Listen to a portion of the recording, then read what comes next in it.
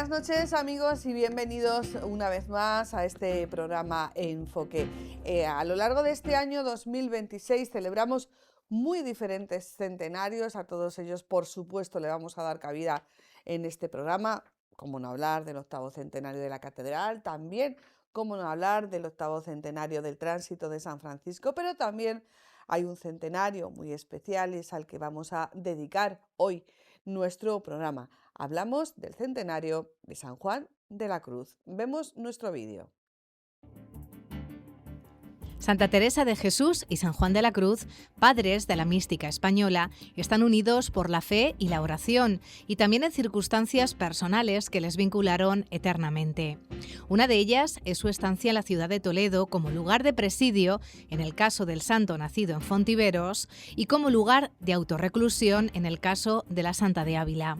Aquí en la ciudad escribieron los dos su principal obra, el Cántico Espiritual y las Moradas, respectivamente. Y Toledo quedó ligado para bien o para mal a la vida de estos dos santos y doctores de la Iglesia.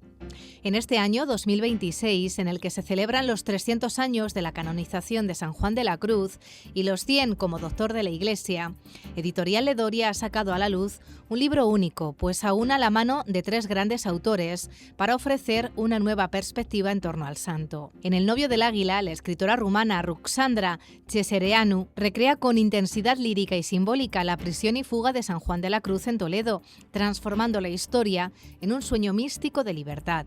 La aparición de esta novedad editorial nos sirve hoy para traer hasta nuestro plató a tres de los cuatro implicados en esta obra, pero también para que sean los padres de la mística los que tomen protagonismo en esta noche, acercándonos a través de sus escritos la verdadera intención de sus versos, conseguir acercar el hombre a Dios.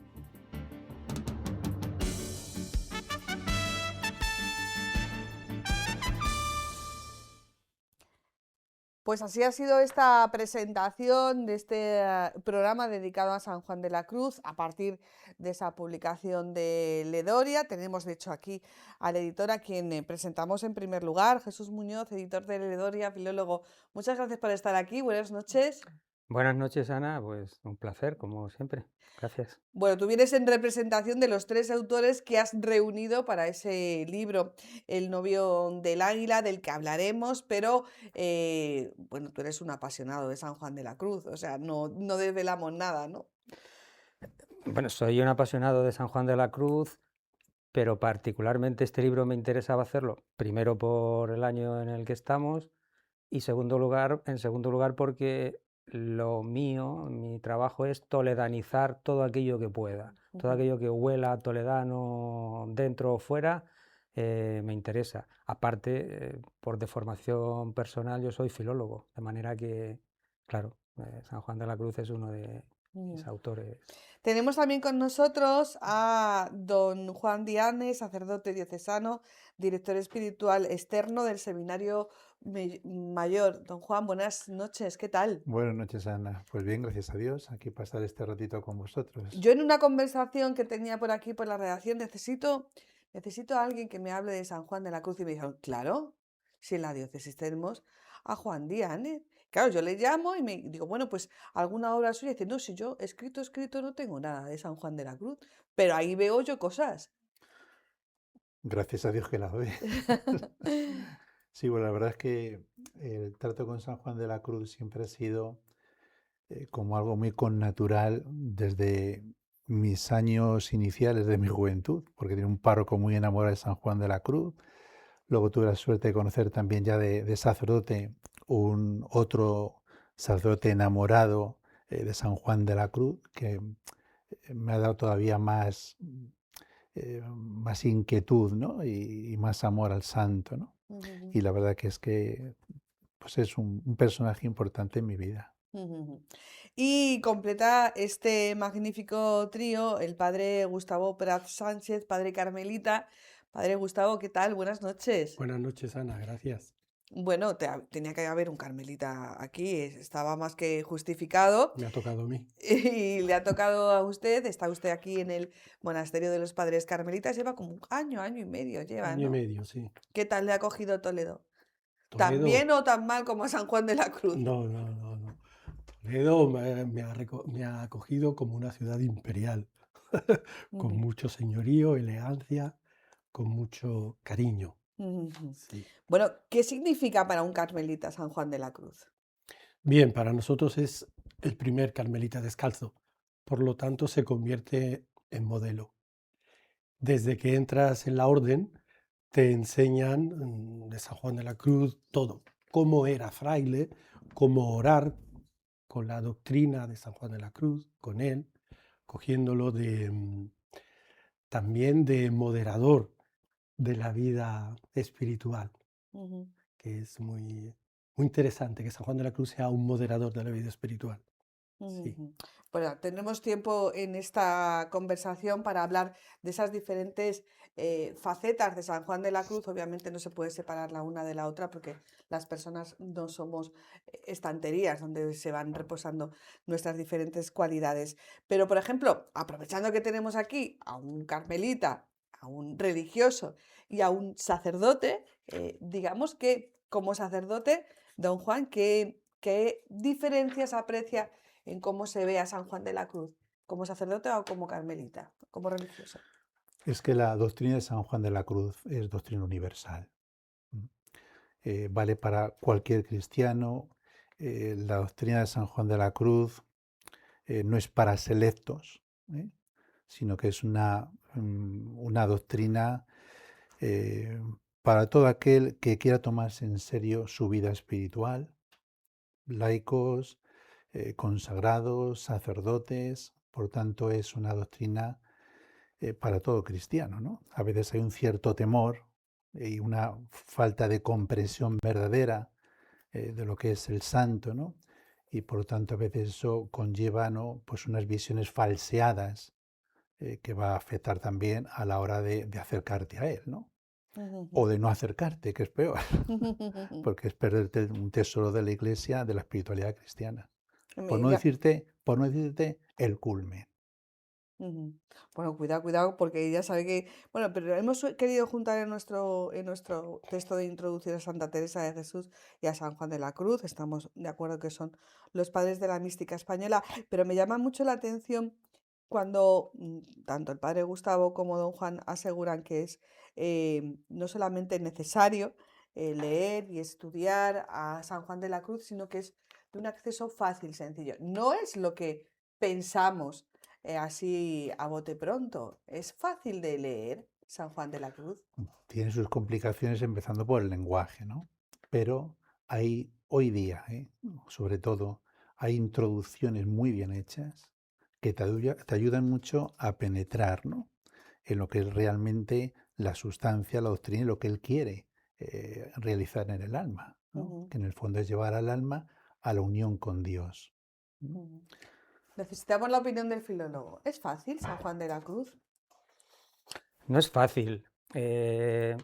Su poesía es fundamentalmente bella y eso sí llega de una manera mucho más sencilla, pero sus escritos en prosa, sus comentarios no son nada sencillos. Yo recuerdo cuando hacía mi tesis doctoral sobre la figura del pastor en la literatura y hablaba sobre Fray Luis de León, que escribió de los nombres de Cristo y uno de ellos era pastor y en fin, digamos que de una popular no era, es una lectura complicada. Ahora, la poesía, a mí principalmente, yo no, mi pasión sobre San Juan de la Cruz o sobre Fray Luis, Santa Teresa, no es no es espiritual. Mi trabajo es más del orden literario y del estudio de esa belleza en la poesía. Pero a tu pregunta, no, no es sencillo. Ujú, Mi opinión no es nada sencillo. En primer lugar, cuando lees literatura, digamos, histórica, tienes que tener en cuenta las referencias históricas en las que de ese momento, que es algo que generalmente ahora no se hace, y esto lo vemos también con los políticos al hablar a tratar sobre personajes históricos y demás. No. Eh, Tenemos que entender ese contexto, y ese contexto no era sencillo. que no tiene absolutamente nada que ver con con el que Sí. vivimos, ¿no? Entonces, no es sencillo leer a San Ujú. Juan. Es una tentación que está muy presente en nuestra vida, ¿no? La de actualizar o revisar o juzgar personajes históricos y sus obras a partir de las circunstancias de hoy en día. Y Eso claro, es. eso es muy enrevesado, aparte de ser un auténtico error. Vamos a hablar primero de Toledo, si les parece. ¿Cómo es ese momento? Porque claro, coincide mucho que tanto Santa Teresa de Jesús como San Juan de la Cruz llegan a esta ciudad, a Toledo.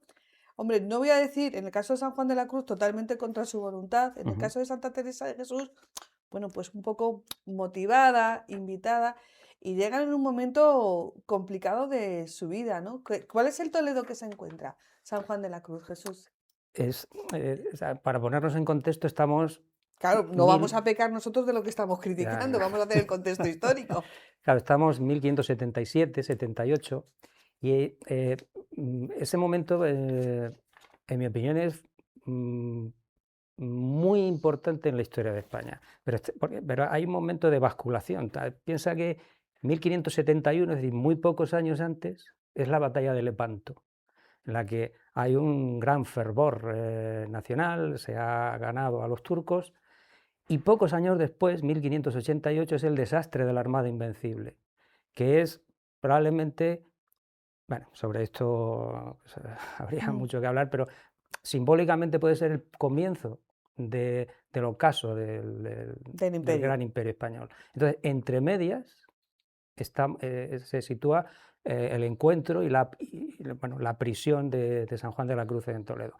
Al mismo tiempo estamos en el momento de la contrarreforma. Ha surgido Lutero, etcétera, y hay un momento en el que particularmente Felipe II toma como medio principal de su actuación política la extensión o como punto mollar la religión en su política. Entonces, cuando se va a conquistar Inglaterra, en lo que en la programación, en la publicidad de la época, de lo que se habla es de retornar a Inglaterra al catolicismo, ¿no? Entonces, es un momento muy complejo de basculación entre un gran momento de Lepanto, un momento de que empieza el desastre, y poco después, yo creo que hay una fecha también muy significativa que ya no la vivió San Juan de la Cruz, ni tampoco Santa Teresa, que es 1605. 1605 es cuando Quevedo, por ejemplo, escribe ese poema de miré los muros de la patria mía, si un tiempo fuerte ya desmoronados de la carrera de la edad cansados, ¿no? Y ese año precisamente es cuando nace el futuro Felipe IV, y ya es La la decadencia decadencia. En española. 1598, cuando muere Felipe II, se produce una gran bancarrota. O sea, estamos en un momento de todavía efervescencia, pero de comienzo de declinación. Y en ese momento de gran fervor espiritual es cuando San Juan de la Cruz, bueno, llega a Toledo, llega porque lo Yo creo traen, que le ¿no? traen. Lo traen, Y lo no traen forzado, precisamente. ¿no? ¿Y cómo son las circunstancias de esa llegada de San Juan de la Cruz a Toledo? ¿En qué momento, bueno, pues él es de alguna manera condenado a prisión? Claro, alguien se pregunta, ¿por qué? Si después la Iglesia ha dicho que es un santo y un doctor de la Iglesia, don Juan. Yo quería pasar la Pasa pregunta. palabra, ese es Sí, otro programa, pero lo podemos sí, implementar. porque Padre Gustavo, ¿por qué San Juan de la Cruz y Santa Teresa de Jesús, los dos vinculados al Carmelo, tienen esa crisis, digamos, con los que defienden la orden y defienden el magisterio, defienden la verdad de ese momento?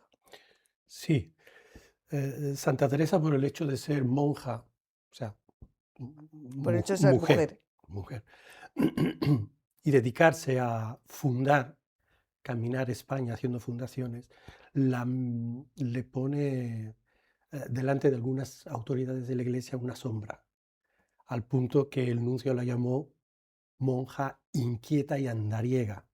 Y es ahí cuando el nuncio dice que se esté quieta, que busque un convento, y por eso viene a Toledo. A modo de cárcel. Ella no está exactamente condenada, pero que esté quieta. Y Santa Teresa elige Toledo, donde ya había estado al menos en 2 ocasiones anteriores. El caso de San Juan de la Cruz es diferente. Él no tiene una condena a la cárcel. Él está haciendo un servicio a la orden, confesando a las monjas de la Encarnación, y ahí hay un conflicto porque está Santa Teresa de priora, siendo carmelita descalza, en un convento que era de carmelitas, no descalzas. Son problemas de la jurisdicción de la orden en ese momento. Juan de la Cruz está allí de confesor, pero no está bien visto por los carmelitas, no por los descalzos, sino por los carmelitas. Son ellos los que una noche lo secuestran y a principios de diciembre, en Ávila, esto es en Ávila, en el monasterio de la Encarnación, secuestran a San Juan de la Cruz, lo llevan al convento de carmelitas de Ávila, inmediatamente después, en pocos días, lo traen a Toledo, en secreto. Nadie sabía dónde estaba San Juan de la Cruz.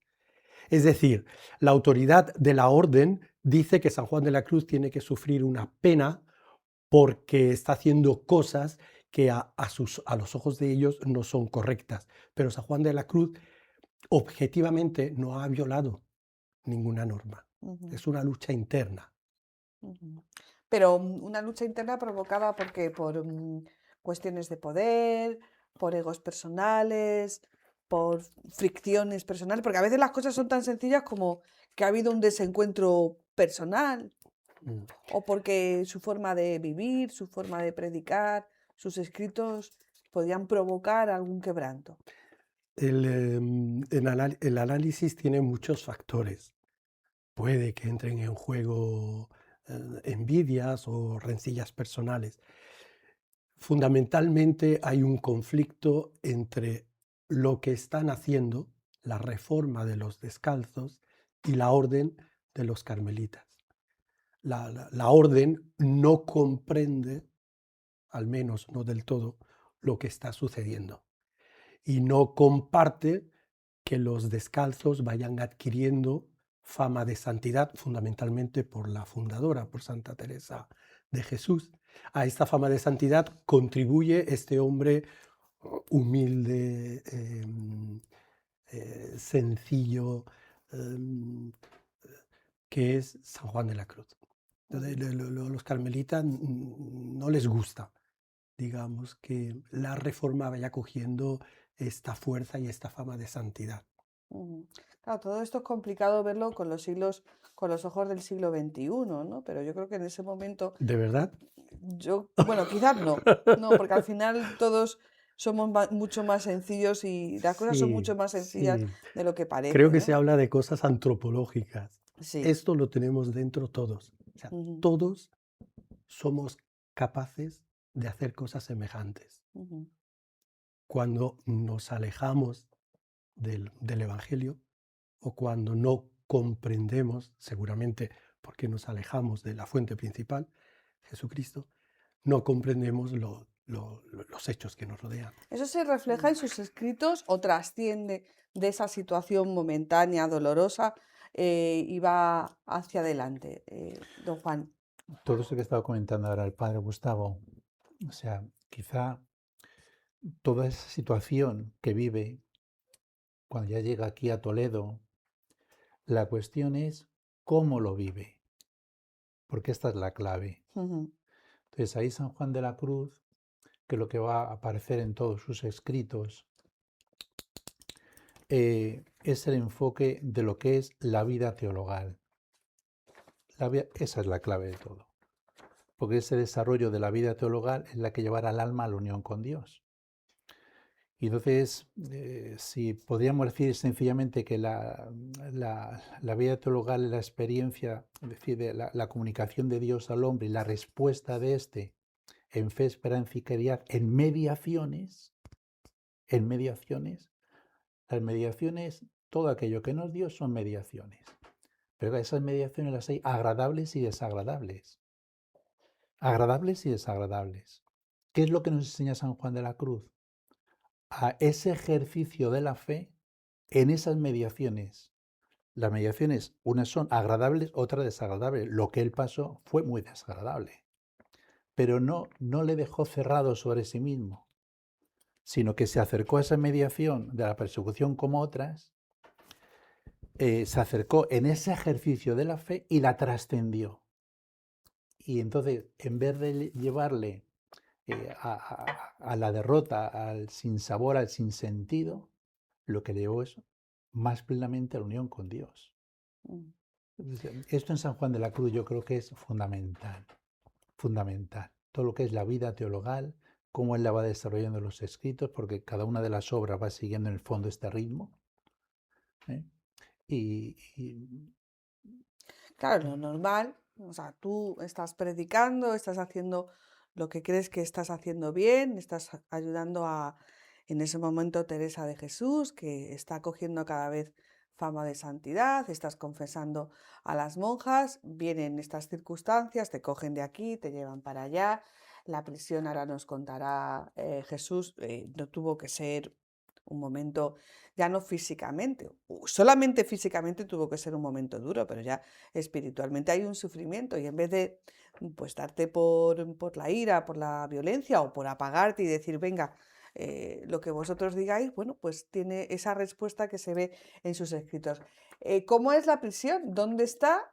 ¿Cómo es esa famosa fuga? ¿Qué condiciones tiene? Porque claro, mm, cualquier atisbo con la realidad que tenemos de una prisión con todo lo que significa de dureza, de estar privado de libertad, bueno, es una mera apariencia, ¿no?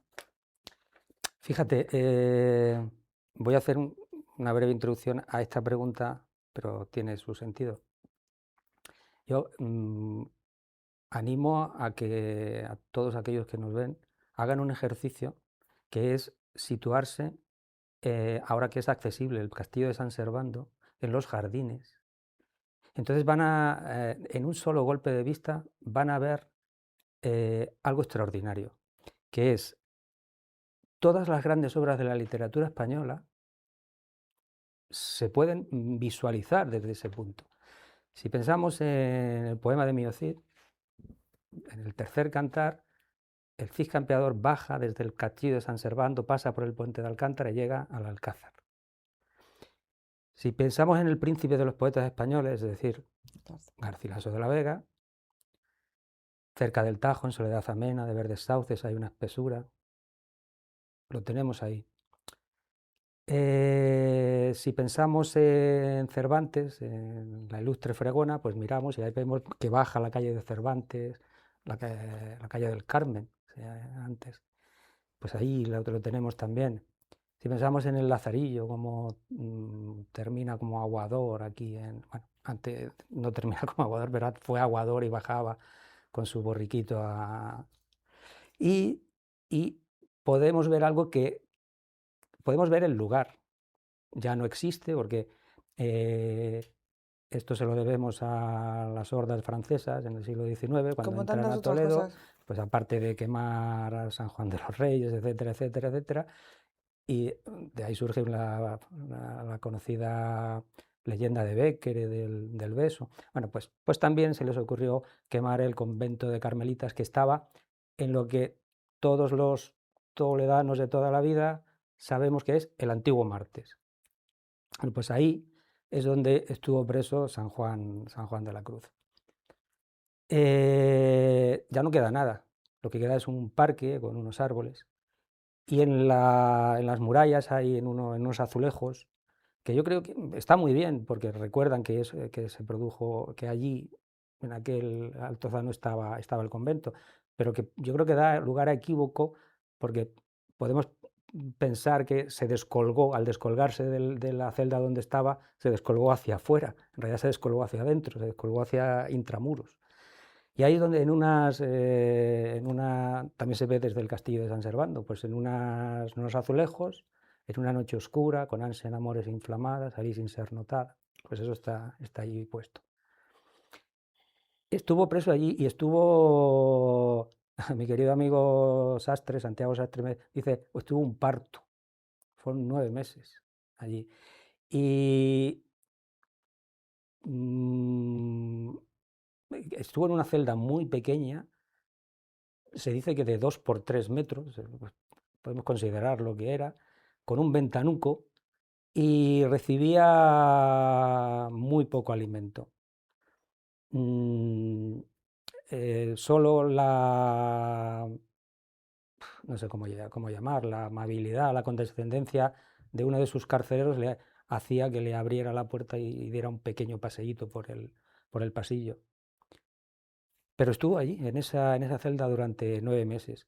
Y hay que imaginarse, claro, en qué condiciones de frío, de mala alimentación, y consiguió al cabo descolgarse en uno de esos. Bueno, yo he leído por ahí en un descuido, probablemente más que descuido del carcelero, fue una pequeña ayuda, una conmiseración del propio Mm. carcelero hacia él, que claro, pues hay que pensar lo que es pasarse en 9 meses en un pequeño lugar de 2 por 3 metros, en 6 metros cuadrados, ¿no?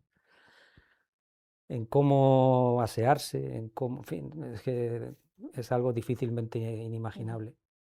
Entonces él se descuelga, y como digo, se descuelga hacia adentro, y lo que trata es de buscar refugio en el antiguo convento de carmelitas, en la rama femenina, que hoy no está allí, pero estaba en ese momento en la calle Núñez de Arce.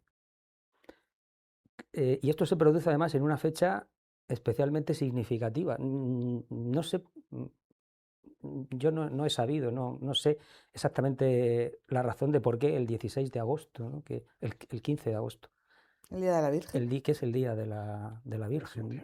Pues ese es el día que elige, o que tiene la ocasión para. Quizás también había una relajación en el convento en ese momento, no lo sé, eso no lo he podido saber. Pero él se descuelga, entonces hay que imaginar que pasa por Zocodover y llega a buscar refugio, pero claro, llega de madrugada. Entonces hay que pensar, a la hora que fuera de la madrugada, una persona harapienta ese día, en un día de festejos, y llamando a la puerta, imaginemos a las 2, 3 de la mañana, al convento de la. Claro, eso sería inimaginable, y sería inimaginable que incluso que lo abrieran, ¿no? Por eso se ha planteado que quizás buscó refugio en algún lugar cercano, hasta que por la mañana sí que encontró el refugio en el convento. Y cuando fueron a buscarlo, porque fueron a buscarlo al convento, pensaban que era uno de los lugares en los que podría haberse refugiado, bueno, las monjas le dieron refugio. Y esto a mí, como anécdota, si es que realmente fue así, porque es difícil de determinar, claro, pero me parece hasta hermoso y tierno, porque cuando le preguntan si está allí, mm, claro, pues por aquí no ha pasado. Entonces O sea, que es, mienten. no mienten, es no decir toda la verdad. Eh, si tú pasas por una puerta y cuando van a buscarte te reciben en otra puerta distinta, y dicen, no, por aquí no ha pasado. Claro, no dices que ha pasado por la otra, ¿no? Entonces, bueno, pues no sé, es Tampoco un sabemos detalle. exactamente qué es lo que pasó, ¿no? Y todo esto, ¿no? Esto es muy difícil, porque tampoco era un hecho tan trascendente para que saliera en la prensa, Ujú. entre comillas, claro, de la Vale. época, ¿no? No sé, pero me parece algo. Estamos hablando de algo de místico, pero esto es algo tierno, humano, ¿no? Las Y monjas le querían a San Juan de la Cruz. Mucho, mucho. La Santa Madre, Santa Teresa, escribe a sus monjas diciendo que aprecien mucho a San Juan de la Cruz, que un hombre así de espiritual y manso no encontrarán. Sí. Creo que es trágico lo de la cárcel por muchos motivos. Primero, por su experiencia personal, pero también porque no resulta que lo estén buscando. O sea, seguramente había una preocupación.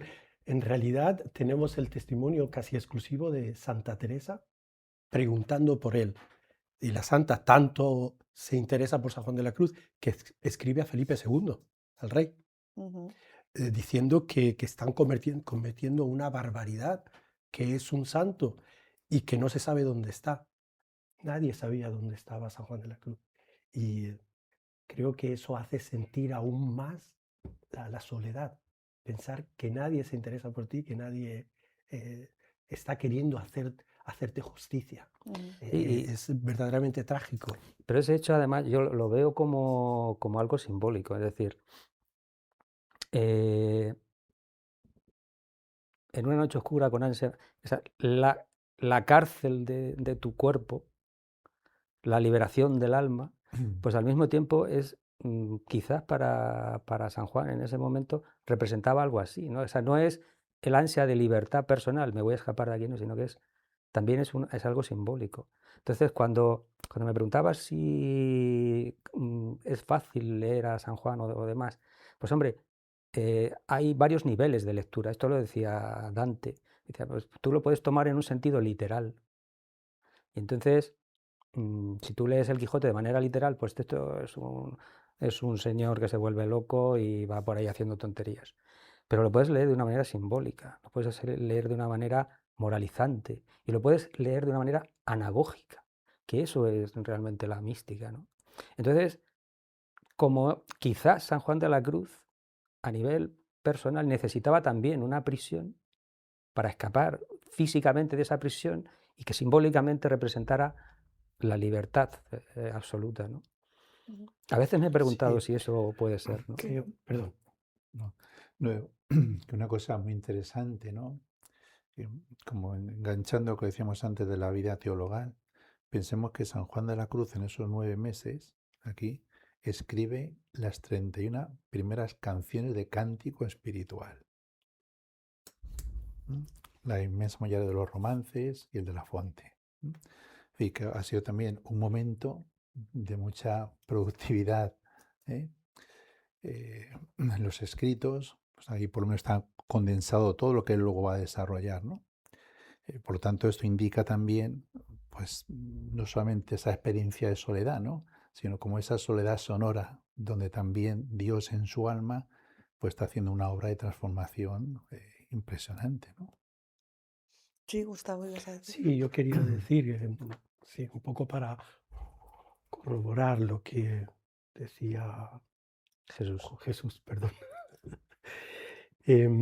Efectivamente, dentro de Juan de la Cruz hay un proceso, también Juan apuntaba a él, importantísimo, que vive en la cárcel. Él lo dirá después, cuando le preguntan por lo duro que había resultado la cárcel, él dice que ha merecido la pena solo por una de las gracias que allí recibió, que él considera que recibió muchas. La gracia es la maduración en la fe. Bueno, no solo en la fe, humanamente, seguramente, pero también en la fe. Y por otro lado, esta cosa esto que apuntabas de la interpretación de los textos, Federico Ruiz, el padre Federico Ruiz, uno de los especialistas de San Juan de la Cruz del siglo XX,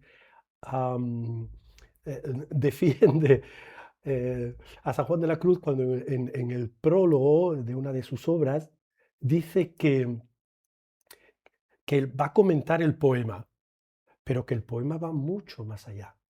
Él no cierra la interpretación, dejando que pueda ser, o sea, cuando no cierra la interpretación, no la cierra, podemos decir, se puede interpretar como canto de amor exclusivamente, porque allí no dice Dios, no dice Jesucristo, usa la palabra amado. Ujú. Y no cerrándolo, pues se abre a todas las interpretaciones posibles, filológicas, psicológicas, humanas, de amor. Mm, Sí, en este sentido se convierte en un grande. ¿Mm? Hay una cuestión que quería plantear y yo creo que es el momento más adecuado. Es una sugerencia que nos hizo don Juan Diánez.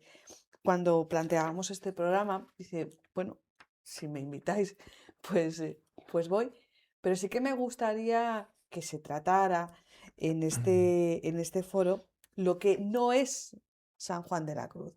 Claro, yo me pregunto, si alguien cuestiona, alguien entendido como Juan Diánez, lo que no es San Juan de la Cruz es porque habrá probablemente muchas cuestiones que están asociadas, asimiladas a San Juan de la Cruz y que no lo son. Así que por petición, te toca desarrollar esta pregunta. Bueno, Vamos. sí, varias indicaciones, pero simplemente hacer dos a las cuales de alguna manera ya he hecho un poco de referencia, ¿no? La primera era esa, recordar que no es un escritor solo para experimentados o para selectos, ¿no? Porque de hecho él declara la sustancia de la doctrina, ¿no? Con anchura, para que luego cada alma, según su caudal y modo, ¿no? Pues vaya bebiendo un poco lo que decías antes también, ¿no? Pues según el nivel en que se encuentre el alma concretamente, ¿no? Eh, es un hombre que no tiene un sistema suyo, ¿no? Sino porque su sistema es la escritura. Eh, tiene en las obras, tiene 1200 citas de la escritura. Es que no se le cae de las manos. Y como siempre escribe, precisamente sometido al parecer de la Iglesia. Pues un hombre eclesial tremendo, ¿no? Y digo que también pensemos que es un hombre eh, que escribe doctrina evangélica. Por tanto, si es doctrina evangélica, es para todos. Es para todos, ¿no? Porque si el evangelio no se puede vivir, eso no es evangelio. Y él lo que nos está presentando en sus escritos es auténtico evangelio, ¿no? Por eso, comprender siempre esa clave también en el santo, ¿no? Y luego, sobre todo, indicar que no es un negador sistemático o un inmisericorde. ¿eh? Esto me parece que también es importante, ¿no? ¿Por qué? Porque en el fondo lo que él presenta es el evangelio. Que quiera seguirme, pues tome su cruz. Pero él, en el fondo, lo que presenta es a Cristo, sigue a Cristo, es a Cristo, ¿no? Cuando Jesús le propone al joven rico, ¿eh? Bueno, si quieres ser perfecto, vende lo que tienes, ¿no? Es verdad que su doctrina, sus escritos, como que tienen trazos serios, vigorosos, ¿no? ¿Eh? Pero yo creo que a la vez eso es lo que le da como un encanto, ¿no? Porque es un hombre que te habla de verdad, porque te quiere libre, porque quiere educar tu corazón en orden a esa libertad. ¿eh? Y entonces no podemos traducir eso en que uno sea inmisericordia. No, no, te está proponiendo la verdad, para que no te quedes atascado ni en los bienes terrenales ni en los bienes espirituales. Por eso cuando plantea nada, nada, nada, no es el doctor de las nadas, es el doctor del todo, porque quiere llevarte a la unión con Dios, ¿no? Por tanto, no es un negador, ¿no? Él lo que sí tiene claro y a lo que quiere llevar al alma es que precisamente tu corazón no quede anclado en las mediaciones. Son bienes. Y ahí es donde realmente los hombres tenemos más dificultad. Porque como son bienes, uno puede decir, mira, la oración es un bien, una consolación en la oración, ¿no? Pero claro, si yo voy a la oración solo por la consolación, esa consolación, que es una mediación agradable, es un bien, la estoy convirtiendo en un fin. Y él dice, no, no, yo no te quiero llevar a la consolación, yo te quiero llevar al consolador. Entonces, ese va a ser el planteamiento en el fondo, ¿no? Siempre, por eso no es un negador, ¿no? Él lo que busca en el fondo siempre es como esa búsqueda en el alma de agradar a Jesucristo. ¿Es un rebelde? Es un evangelista, o sea, es evangelio puro. Bueno, en ese que se llama rebelde, bien, pero yo creo que esto es lo que nos presenta, ¿no? Esto, Por eso es un hombre de mucha actualidad. Claro. Innovador, seguramente rebelde, no sé, porque San Juan de la Cruz es tremendamente manso. Todos los testimonios, empezando por Santa Teresa, pero todos hablan de la mansedumbre de este hombre. Ujú. Es desarmante, fuerte interiormente, muy fuerte, para aprender y perseverar en la dificultad. Esto que dice del santo del todo y no de la nada, está muy bien, porque, primero porque es así, pero él, que es un hombre austero, es fácil ponerlo como penitente. Y es, junto con Santa Teresa, uno que dice: cuidado con las penitencias de bestias. O sea, Se que hace las fiestas a sí mismos. no compartía algunas exageraciones en la penitencia, que a mí me gusta insistir en esto, porque él lo pone de manifiesto, en el sentido de que fácilmente pasa a San Juan de la Cruz como una figura preeminentemente penitente, y no es este su espíritu, aunque cumpliese con las penitencias de la Iglesia. Era un hombre austero, de eso no cabe ninguna duda, ninguna. Ya, pero es que muchas veces, bueno, pues nos gusta poner adjetivos, insisto, probablemente del siglo XXI, a realidades que pertenecen a otro siglo y que además están, Evidentemente. por supuesto, es santo y es doctor de la Iglesia, o sea que realmente se le quedan pues muy cortas, se le quedan muy ajustaditas, ¿no? Muy en ese momento de la inmediatez, ¿no? En esa sociedad de la inmediatez en la que estamos. Lo han adelantado. ¿Cuál es la actualidad de San Juan de la Cruz? Porque con esas características que ha dicho don Juan, la verdad es que resulta súper atractivo, ¿no? Para los jóvenes de hoy. A lo mejor es que hay que volver a plantearlo. ¿Cuál es la actualidad de San Juan de la Cruz? Yo, yo lo veo como un hombre que sabe trascender la inmediatez. Y esto me fascina. O sea, esto me pone delante de la filología para hacer el análisis del lenguaje. Me pone delante de las obras de arte para saber trascenderlas y entender el alma de un artista o llegar a Dios. Me pone delante de la naturaleza, de la que hoy se habla tanto, ¿verdad? Que tenemos que amar, respetar para poder seguir viviendo. Y esta me lleva la creación al creador.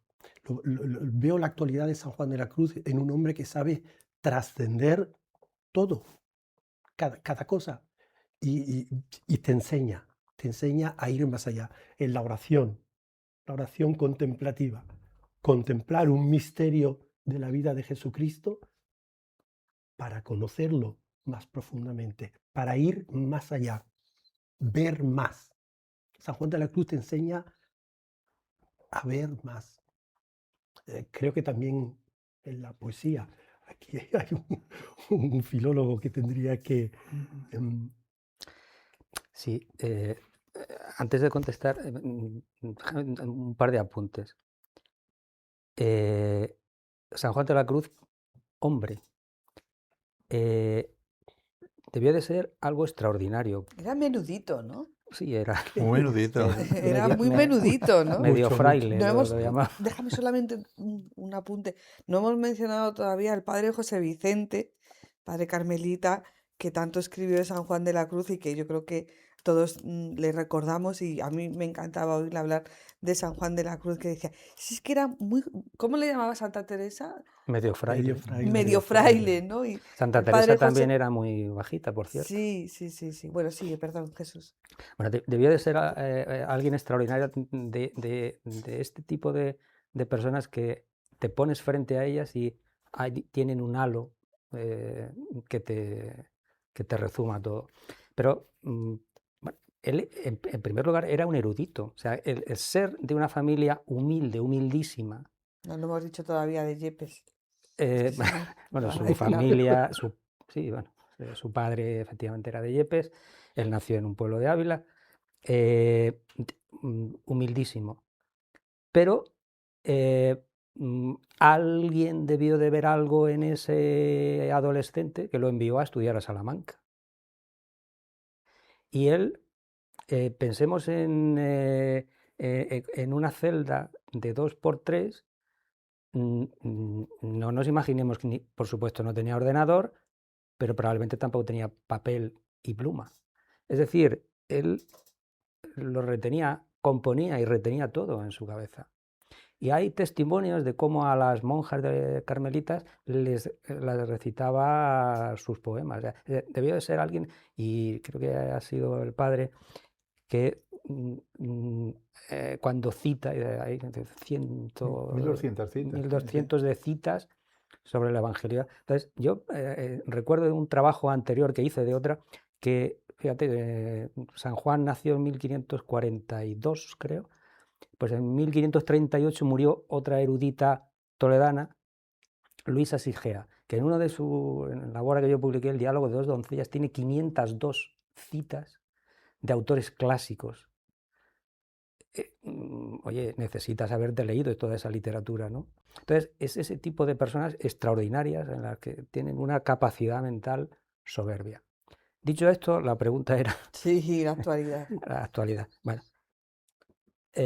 claro, yo no me puedo poner exactamente en vuestro punto de vista, que es más desde dentro de la fe. Entonces, mi punto de vista es más seglar, ¿no?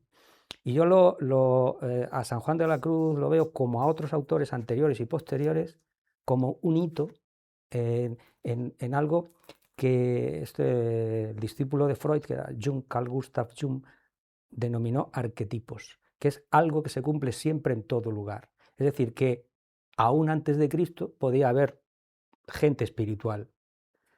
Entonces, esto es un topos literario que lo podemos denominar, pues, como Fray Antonio de Guevara en el siglo XVI era menosprecio de corte y alabanza de aldea, o como en la época de Cicerón el Beatus Ille, que es feliz aquel. Y ahí, contemporáneo de Santa Teresa y de San Juan, pues es Fray Luis de León. Qué descansada vida la del que huye el mundanal ruido y sigue la escondida senda por donde han ido los pocos sabios que en el mundo han sido.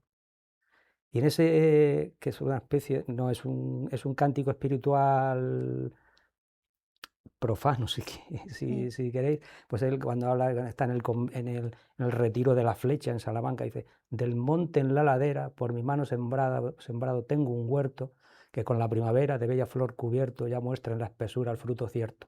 Es algo similar, que a pequeña escala es lo mismo que hacen los madrileños cuando este próximo fin de semana se vayan a Navacerrada porque quieren salir de Madrid. Entonces, nosotros necesitamos salir, pero es salir de nuestra cárcel, salir de nuestra rutina y disfrutar de la naturaleza, disfrutar de ser feliz. ¿Y cómo encontramos esa felicidad? Con el retiro, retirándonos y buscando algo superior. Bueno, en el caso de San Juan de la Cruz, en la Contrarreforma, en ese momento en el que Felipe II está en plena efervescencia, pues todo se miraba desde el punto de vista muy, muy, muy, muy religioso.